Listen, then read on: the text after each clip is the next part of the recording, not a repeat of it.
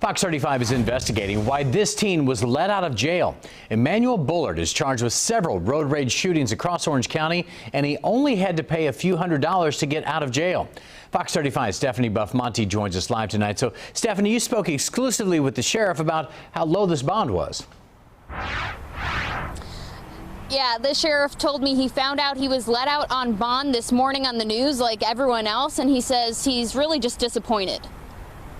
We're just flabbergasted and don't understand why this violent person is back out on the streets so quickly. Orange County Sheriff John Mina frustrated that 19-year-old Emmanuel Bullard is out on bond just 2 days after he was arrested for shooting at cars 4 different times in December and January. One of those shootings captured on surveillance video showing shots fired outside of an Orlando gas station when deputies say another driver accidentally cut him off. Bullard is facing 4 counts of aggravated assault with a firearm and 4 counts of shooting into an occupied vehicle. A judge set the bond at $3,550, and he got out early this morning. This is an extremely low bond, in my opinion, based on the circumstances of the case. It's not a one-time incident, and even if it was, he should still be behind bars. But we're talking about 4 separate shootings, basically the same kind of circumstances, and he did confess to it. A crime line tip led investigators to Bullard. Sheriff Mina now pointing fingers at who he thinks is responsible for Bullard being back on the street. The community did their job, they called it in.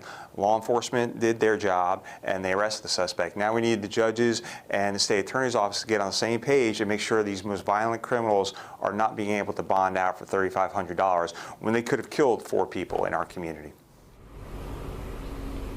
Now, I just got off the phone with the state attorney's office, so bear with me. I'm going to read my notes here quickly. They say technically the state attorney's office can ask for a higher bond amount or a pre-trial detention that would keep that person in jail. The state attorney's office says it didn't seem like they did that. They are checking on that, though, as well.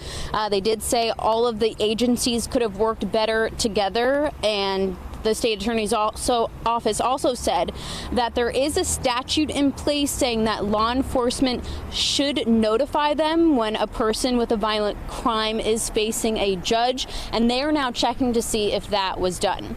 Reporting live in Orlando, Stephanie Buff-Monty, Fox 35 News.